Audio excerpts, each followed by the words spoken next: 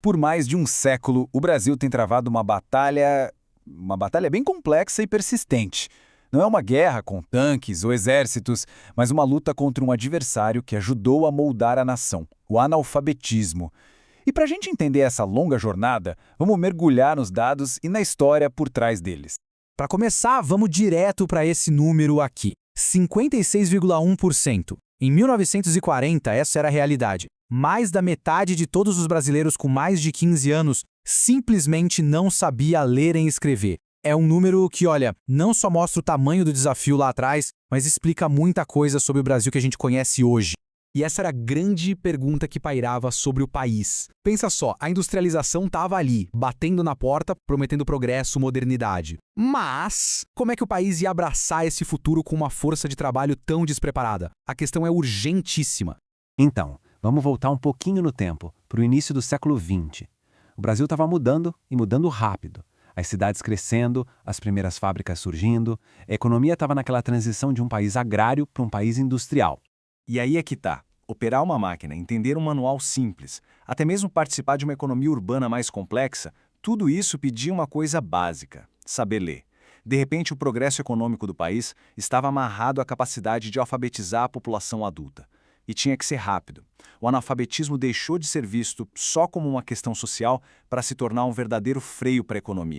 E aí, diante desse obstáculo gigante, o Estado brasileiro começou a se mexer. Pela primeira vez na história, começaram a surgir esforços mais organizados, centralizados para tentar enfrentar essa crise da alfabetização em escala nacional. O interessante de olhar essa linha do tempo é ver como as estratégias foram evoluindo. Tudo começou mais amplo, lá em 1942, com o Fundo Nacional do Ensino Primário. Depois, em 47, o foco ficou mais específico com o Serviço de Educação de Adultos. E a partir daí, as campanhas foram se especializando, cada uma tentando atacar uma frente diferente, até culminar no famoso Mobral, em 1971, que já surgiu num cenário político completamente diferente. Foi basicamente um ataque em várias frentes. A CA focava nas cidades, que não paravam de crescer e precisavam de mão de obra. A CNR já olhava para o campo, onde o problema do analfabetismo era ainda mais profundo. E a CNEA, bom, essa funcionava quase como um laboratório nacional, sabe? Testando métodos, tentando descobrir o que de fato funcionava na prática. Era um esforço enorme para um problema gigantesco. E então a gente chega num momento que foi um verdadeiro divisor de águas. Uma batalha de ideias que marcou os anos 60 e 70. De um lado, um educador com uma visão que era revolucionária. Do outro, um regime militar com um plano bem diferente para a educação no Brasil. Essa ideia foi amplamente difundida por Paulo Freire. Para ele, alfabetizar era muito mais do que só decorar o beabá. Era uma ferramenta de libertação. Aprender a ler estava totalmente conectado a entender a própria realidade, a se enxergar na sociedade e, a partir daí, lutar para transformá-la. Deixava de ser um ato mecânico para se tornar um ato político. E aqui a gente vê o confronto de ideias, preto no branco. O método do Paulo Freire, que estava ganhando muita força antes de 64, era todo sobre empoderamento, sobre pensamento crítico. Mas, com o golpe militar, essa abordagem passou a ser vista como subversiva. E no lugar dela, o que veio? O Mobral. Uma alfabetização funcional, técnica, com o objetivo claro de preparar o trabalhador para o mercado de trabalho, sem muitos questionamentos. A educação, que estava se tornando uma ferramenta de libertação, virou uma ferramenta de adaptação. Bom, o tempo passou, o regime militar acabou e o Brasil entrou no processo de redemocratização. E com essa mudança, a conversa sobre a educação de adultos mudou da água para o vinho. Deixou de ser só uma ferramenta para o desenvolvimento do país para ser reconhecida como o que ela é, um direito humano básico. E o marco dessa virada está aqui, cravado na Constituição de 1988. A educação de jovens e adultos, a famosa EJA, passou a ser um dever do Estado. Isso é gigante. Quer dizer que não era mais um favor ou um programa que um governo podia criar e o outro cortar.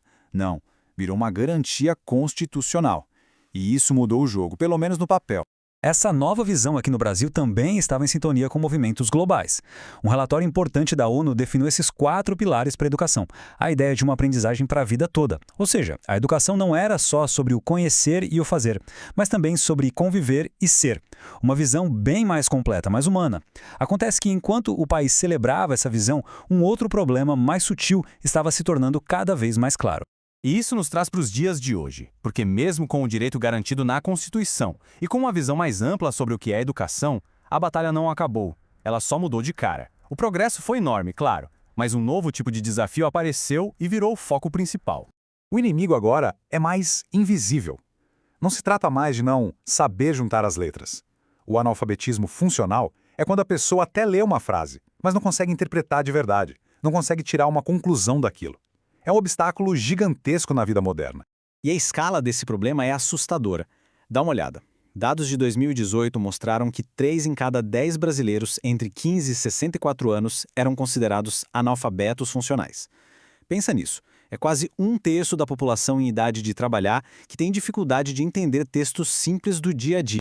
E o problema não atinge todo mundo por igual, de jeito nenhum. Esses dados aqui deixam a face da desigualdade bem clara. Em 2019, a média nacional de analfabetismo era de 6,6%. Mas, se a gente olhar só para o Nordeste, essa taxa pulava para 13,9%, mais que o dobro. E quando a gente olha o recorte por cor, a taxa para a população preta ou parda era de 8,9%, enquanto para a população branca era 3,6%. A história da desigualdade do Brasil está literalmente escrita nesses números.